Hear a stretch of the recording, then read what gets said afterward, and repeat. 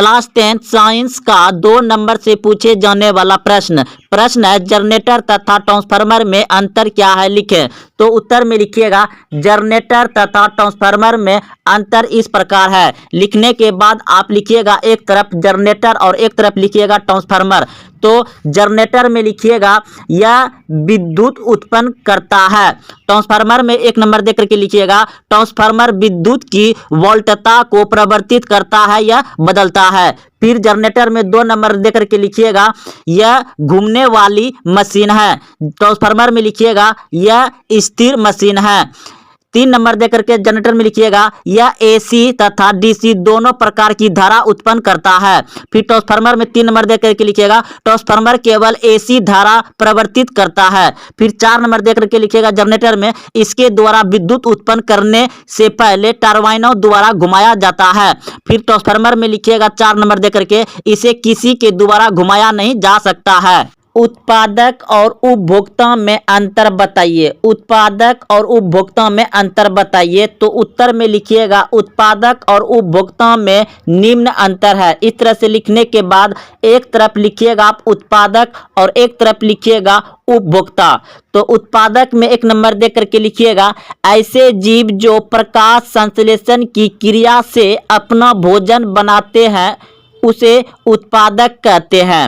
उपभोक्ता में 1 नंबर देकर के लिखिएगा ऐसे जीव जो अपना भोजन के लिए दूसरे जीवों पर निर्भर करता है उसे उपभोक्ता कहते हैं।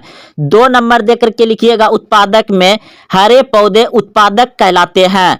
और उपभोक्ता में 2 नंबर देकर के लिखिएगा सारे जीव जंतु उपभोक्ता कहलाते हैं। अयस्क और खनिज में क्या अंतर है। तो आप उत्तर में लिखिएगा खनिज तथा अयस्क में अंतर। इस तरह से लिखने के बाद आप एक तरफ लिखिएगा खनिज और एक तरफ लिखिएगा अयस्क। तो खनिज में 1 नंबर देकर के लिखिएगा इन प्राकृतिक पदार्थ को जिसमें धातुएं के यौगिक पाए जाते हैं खनिज कहलाते हैं। और अयस्क में 1 नंबर देकर के लिखिएगा जिन खनिजों में से धातुएं लाभदायक तथा सुविधापूर्वक ढंग से प्राप्त की जाती हैं उन खनिजों को अयस्क कहते हैं। खनिज में 2 नंबर देकर के लिखिएगा कुछ खनिज में धातु की प्रतिशत मात्रा पर्याप्त होती है जबकि अन्य खनिज में धातु की प्रतिशत मात्रा बहुत कम होती है। फिर अयस्क में 2 नंबर देकर के लिखिएगा सभी अयस्कों में धातु की प्रतिशत मात्रा पर्याप्त होती है।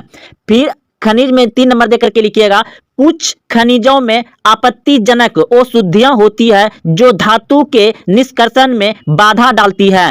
फिर 3 नंबर देकर के लिखिएगा अयस्क में अयस्कों में कोई भी आपत्तिजनक अशुद्धियां नहीं होती हैं। प्रश्न है उत्पादक और उपभोक्ता में अंतर बताइए। उत्पादक और उपभोक्ता में अंतर बताइए। तो उत्तर में लिखिएगा उत्पादक और उपभोक्ता में निम्न अंतर है। इस तरह से लिखने के बाद एक तरफ लिखिएगा आप उत्पादक और एक तरफ लिखिएगा उपभोक्ता।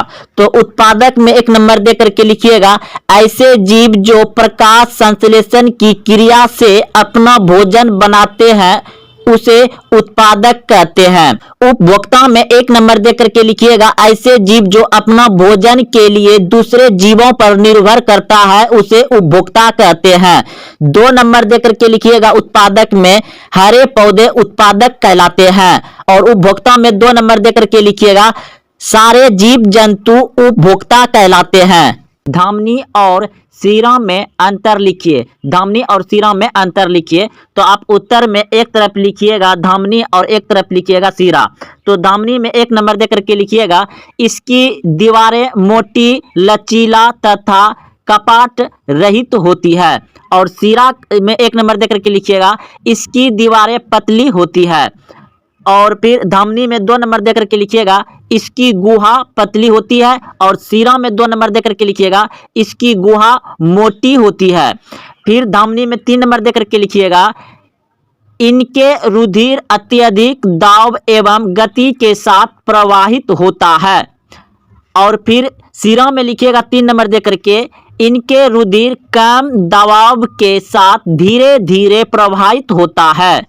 उत्तल लेंस एवं अवतल लेंस में स्पष्ट अंतर करें। उत्तल लेंस एवं अवतल लेंस में अंतर स्पष्ट करें। तो उत्तर में लिखिएगा उत्तल लेंस एवं अवतल लेंस में निम्नलिखित अंतर है। लिखने के बाद एक तरफ लिखिएगा आप उत्तल लेंस और एक तरफ लिखिएगा अवतल लेंस।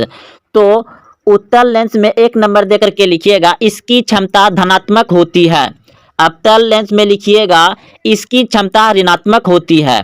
फिर उत्तल लेंस में 2 नंबर देकर के लिखिएगा इसके द्वारा वास्तविक और आभासी दोनों प्रतिबिंब बनता है।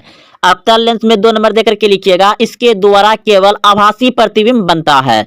फिर उत्तल लेंस में लिखिएगा 3 नंबर देकर के इसके द्वारा सीधा तथा बड़ा प्रतिबिंब बनता है। फिर अवतल लेंस में 3 नंबर देकर के लिखिएगा इसके द्वारा सीधा तथा छोटा प्रतिबिंब बनता है। पौधे में जनन अंग कहाँ पाए जाते हैं? पौधे में जनन अंग पाए जाते हैं पुष्प में। ऑप्शन नंबर सी सही है। इनमें कौन अलैंगिक जनन की विधि है? इनमें कौन अलैंगिक जनन की विधि है? तो इनमें सभी हो जाएगा। ऑप्शन नंबर डी सही है। इनमें सभी विखंडन, मैकुलन, द्विखंडन। डेंगू उत्पन्न करने वाले मच्छर किस तरह के जल में उत्पन्न होते हैं? डेंगू उत्पन्न करने वाले मच्छर किस तरह के जल में उत्पन्न होते हैं?